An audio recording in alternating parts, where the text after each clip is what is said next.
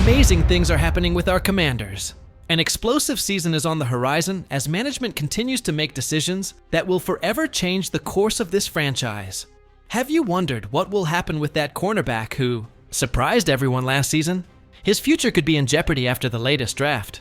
And don't miss the explosive response that has emerged from within the team regarding criticisms of our wide receiver core. But wait, the biggest bombshell is yet to come. The homecoming that will change the history of this franchise. Don't miss a second, because the information I have today could change everything you thought you knew about the future of our Commanders.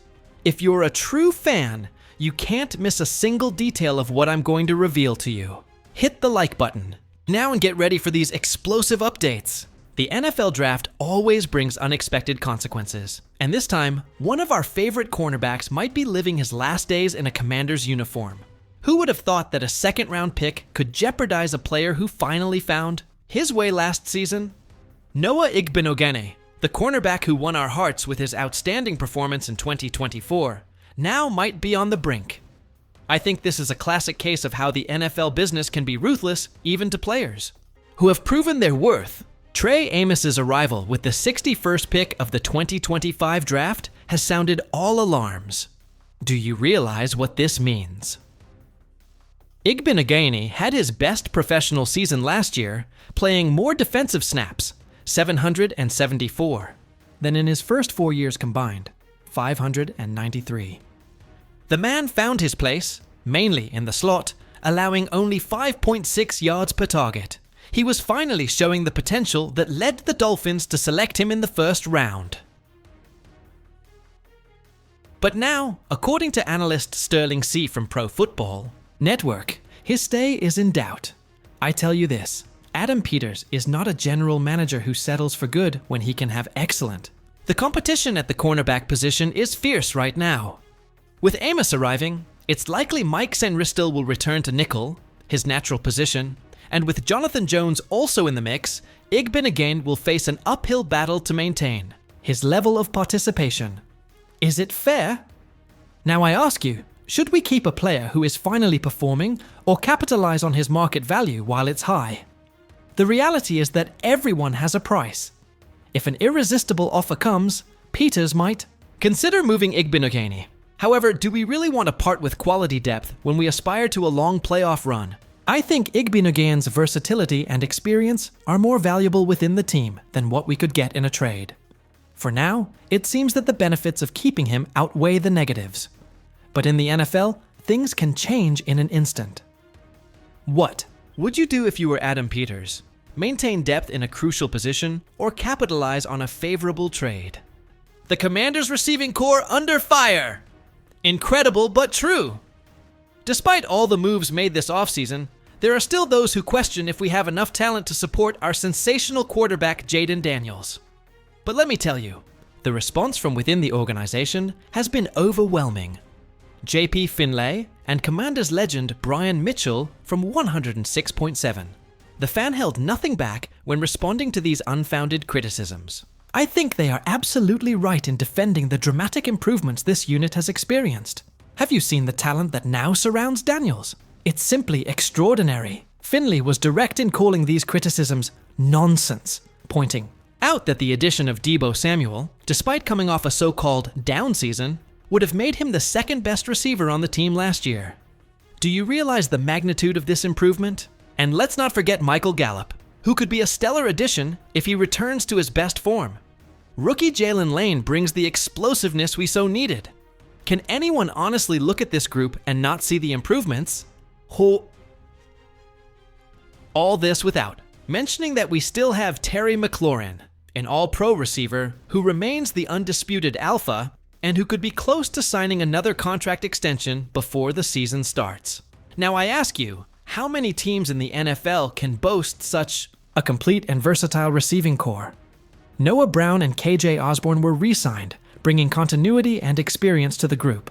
Lane adds that spark that was missing, and there are high hopes that Luke McCaffrey can build on his rookie flashes to make an even bigger impression this year.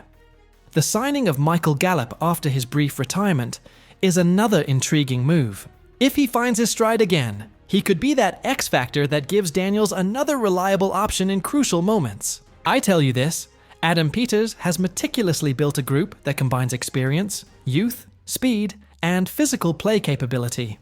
The puzzle is shaping up, and while it may not be the final masterpiece, Peters probably has more moves up his sleeve. If the right situations arise, will that include another receiver?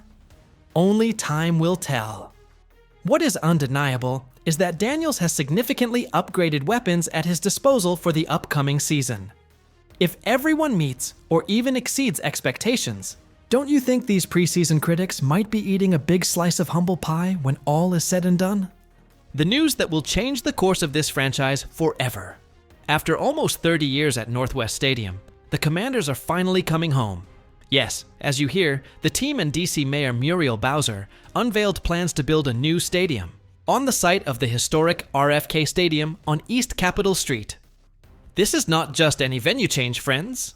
It's a return to our roots, to the place that witnessed the golden era of this franchise between 1961 and 1997. Do you know how many Super Bowls we won while calling RFK home? 3 championships between 1982 and 1991, and we participated in 5 Super Bowls in total. I believe this return has symbolism that goes beyond mere logistics. The new Coliseum will be a modern marvel with a capacity for approximately 65,000 spectators and will feature a dome. Owner Josh Harris even mentioned that the team will explore the possibility of playing on natural grass. Isn't that what many fans have been asking for years? But here's the most shocking part. The estimated cost to build this temple of American football is $3.7 billion. A colossal investment that demonstrates the new administration's commitment to the franchise's future. Now I ask you, isn't this the bold move we needed to revitalize the Commanders? As part of the agreement, the DC government will receive 2 complimentary suites for 18 people located on the 30-yard line for the exclusive use of the mayor and the council. The team will sign a 30-year lease with DC to use the stadium, team offices, and parking facilities, plus a 60-year lease for commercial development. An interesting detail of the agreement is that the Commanders will not be required to pay property taxes on the land used for the stadium and parking areas. In return, Washington must keep the stadium active for at least 200 days a year, including NFL games, concerts, and other sports and entertainment events.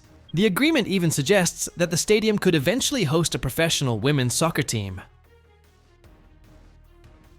The Commanders will pay close to $1 million annually for the stadium's lease and will be responsible for maintaining it at the level of a comparable world-class NFL stadium. I tell you this agreement represents much more than a new stadium. It is a statement of intent about the future of this franchise. Change always comes with mixed emotions, but this new stadium is generating enormous anticipation for this new era of the Washington Commanders. Don't you feel like we are on the brink of something great? With the new regime now in place, we will be looking to savor another Super Bowl, returning to a site that knows well what glory is. What an intense week for Commanders fans. From doubts about Igbinogane's future after Amos's arrival, to the strong defense of our improved receiver core, and of course, the historic return to the RFK site with a stadium that promises to be spectacular. What did you find most impactful about these news? Do you think the new stadium will bring back the glory we lived when playing at RFK? Let me know in the comments. If you value this kind of in-depth analysis and want to stay updated on everything happening with our Commanders, don't hesitate to subscribe to the channel right now. Your support is what allows us to keep bringing you the team's most relevant news. Like this video if you want more content about the return to RFK, and share it with other fans who need to stay informed. We are a family, a community united by passion for this team. Every subscription, every comment brings us closer and strengthens this family of Commanders fans. Don't miss any updates, and be part of this community that lives and breathes for these colors. And remember, hail to the Redskins!